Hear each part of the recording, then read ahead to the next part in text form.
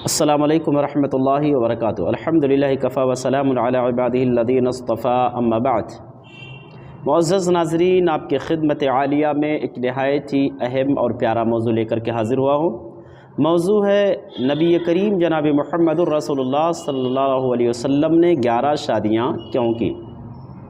چونکہ آپ جانتے ہیں آپ صلی اللہ علیہ وسلم کے ازدواجی زندگی کو لے کر، آپ صلی اللہ علیہ وسلم کی شادیوں کو لے کر دنیا آپ پر طرح طرح کے الزامات عائد کرتی ہے اور طرح طرح کی باتیں، یہاں تک کہ ہندوستان کے ایک آریہ سماج کے ملعون نے آپ کے شان میں گستاخی کرتے ہوئے ایک کتاب لکھ ڈالی جس کا نام رکھا اس نے رنگیلا رسول، جس کا جواب مولانا ابو الوفا ثناء اللہ امرتسری رحمہ اللہ نے دیا ہے، بڑے ہی مفصل اور مدلل طریقے سے، جنہیں ہندوستان کا ابن تیمیہ بھی کہا جاتا ہے۔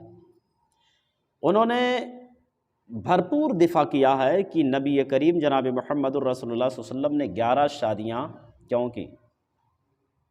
حضرات، دنیا اگر آپ صلی اللہ علیہ وسلم کی پہلے شادی کو دیکھ لے، پہلی شادی، پہلی بیوی، آپ اپنے عمر کے 25ویں سال کو پہنچے ہوئے ہیں۔ 25 سال کی عمر میں جب پہنچے آپ، تو آپ نے ایک بیوہ سے، ام المومنین حضرت خدیجہ رضی اللہ تعالی عنہا سے شادی کی، جو کہ ایک بڑھیا تھی، 40 سال کی عمر کو پہنچ چکی تھی۔ آپ اندازہ لگاؤ کہ آپ نے اپنی پوری جوانی ایک بیوہ عورت کے ساتھ گزار دی۔ ایسی شخصیت جو پوری جوانی ایک بیوہ، ایک بڑھیا کے ساتھ گزاری ہو، اسے جو ہے شہوت پرست کہنا، اسے عشق باز کہنا، نفس پرست کہنا،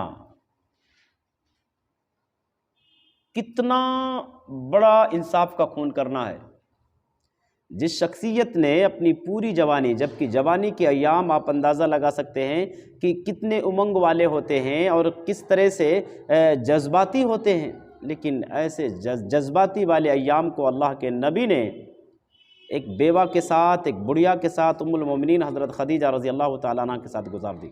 دنیا اگر آپ کی پہلی شادی پر غور کر لے تو میں پورے یقین کے ساتھ کہتا ہوں کہ آپ کو رنگیلا رسول نہیں کہے گی، آپ کو مقدس رسول کہے گی، آپ پر الزامات عائد نہیں کرے گی، بلکہ آپ کی تعریف کرے گی، آپ کی شان میں گستاخی نہیں کرے گی، بلکہ آپ کی دفاع کرے گی۔ پہلی شادی پر اگر غور کر لیں،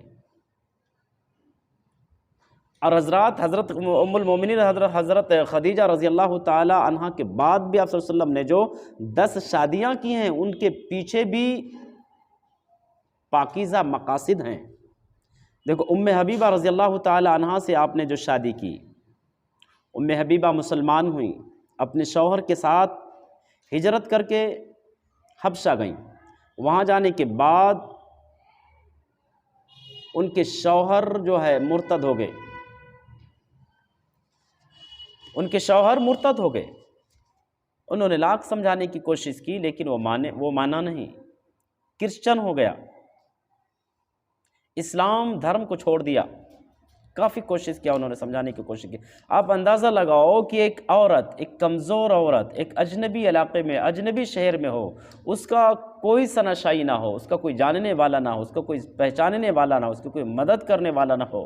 اللہ کے نبی کو جب اس بات کی خبر ہوئی، اللہ کے نبی جناب محمد الرسول اللہ صلی اللہ علیہ وسلم نے انہیں شادی کا پیغام دے دیا، انہیں سنبھالنے کے لیے، ایسے پرخطر ایام میں ان کی مدد کرنے کے لیے آپ صلی اللہ علیہ وسلم نے ٹھان لیا کہ ان کو ام المومنین بنانے کا شرف عطا کرنا ہے۔ یہ نیت، یہ پاکیزہ نیت لے کر کے، تاکہ قیامت تک آنے والے لوگ انہیں ماں کے نام سے یاد کریں۔ اور وہ بھی حبشہ کے بادشاہ نے، نجاشی نے نکاح کر کے قاصدوں کے ذریعے سے ام المومنین ام حبیبہ رضی اللہ تعالی عنہا کو آپ صلی اللہ علیہ وسلم کی خدمت پہ روانہ کیا۔ اسی طریقے سے آپ صلی اللہ علیہ وسلم نے جو دیگر دوسری شادیاں کی، ان تمام شادیوں کے پیچھے صرف اور صرف ان کمزور اور ناتواں عورتوں کی مدد کرنا تھا۔ ان کا کوئی سہارا بننے والا نہیں تھا، اس لیے آپ صلی اللہ علیہ وسلم نے انہیں سہارا دینے کے لیے، انہیں سنبھالنے کے لیے، ہر اعتبار سے ان کی مدد کرنے کے لیے آپ صلی اللہ علیہ وسلم نے ان سے شادی کی، چونکہ انہوں نے اسلام کے لیے اتنی بڑی قربانیاں دیں، اپنا سب کچھ قربان کر دیا۔ قربان کرنے کے بعد جب انہیں زخم ملا، انہیں مصیبت پہنچی، تو اللہ کے نبی نے اس مصیبت کی گھڑی میں ان کا ساتھ دینے کے لیے، ان کا سہارا بننے کے لیے ان سے شادی کیا۔ تو جتنی بھی شادیاں آپ صلی اللہ علیہ وسلم نے کی ہیں، ان تمام شادیوں کے پیچھے پاکیزہ مقاصد تھے۔ اسی طریقے سے ام عائشہ رضی اللہ تعالیٰ عنہ سے جو آپ نے شادی، اب تمام بیویوں میں آپ اندازہ لگاؤ، آپ کی تمام بیویوں میں کنواری صرف اور صرف حضرت عائشہ رضی اللہ تعالیٰ عنہ تھی، باقی تمام کی تمام بیویاں بیوہ تھیں۔ حضرت عائشہ سے جو نکاح کیا، اس وقت عائشہ کی عمر رضی اللہ تعالیٰ عنہ 6 سال کی تھی۔ 9 سال میں وہ رخصت ہو گئیں، دنیا اس پر بھی الزامات عائد کرتی۔ اگر آپ کا حضرت عائشہ سے شادی کرنا کم عمر میں اگر یہ جرم ہوتا، تو مکے کے اندر رہنے والے جو آپ کے دشمن تھے، سب سے پہلے آپ پر انگلیاں اٹھائے ہوتے، آپ کے دشمن ابو جہل، آپ کا دشمن ابو لہب اور دیگر جو مکے میں رہنے والے دشمنان اسلام تھے، سب سے پہلے آپ صلی اللہ علیہ وسلم پر کیچڑ اچھالتے۔ آپ جانتے ہیں کہ عرب کی جو سرزمین ہے، وہاں کی آب و ہوا بہت گرم ہے، کم عمر میں بچی اور بچے دونوں بالغ ہو جاتے ہیں۔ بظاہر وہ 8 اور 9 سال کے ہوتے ہیں، لیکن جسامت کے حساب سے، جسامت کے اعتبار سے وہ 20 سال سے اوپر نظر آتے ہیں۔ عمر کے اعتبار سے 8-9 سال کے ہوتے ہیں، لیکن جسامت ان کا جسم اتنا بھاری بھرکم ہو جاتا ہے کہ دیکھنے میں وہ یوں لگتا کہ 20 سال سے اوپر کے ہیں۔ اور تیسری چیز یہ ہے کہ عربوں کا رواج تھا کم عمر میں شادی کرنا، کوئی معیوب چیز نہیں تھی، بلکہ ایک عام بات تھی۔ عربوں میں کم عمر میں شادی کرنا ایک عام بات تھی، کوئی معیوب چیز نہیں تھی۔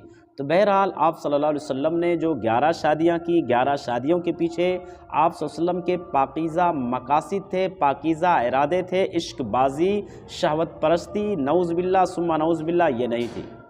آپ کا مقصد تھا ان کمزور اور ناتواں عورتوں کا ساتھ دینا، انہیں سنبھالنا، جنہوں نے اسلام کے لیے بڑی قربانیاں دیں، اور قربانیاں دینے کے بعد جب انہیں مصیبت پہنچی تو مصیبت کے گھڑی میں اللہ کے نبی نے ان کا ہاتھ بٹایا۔ یہ آپ کا مقصد تھا۔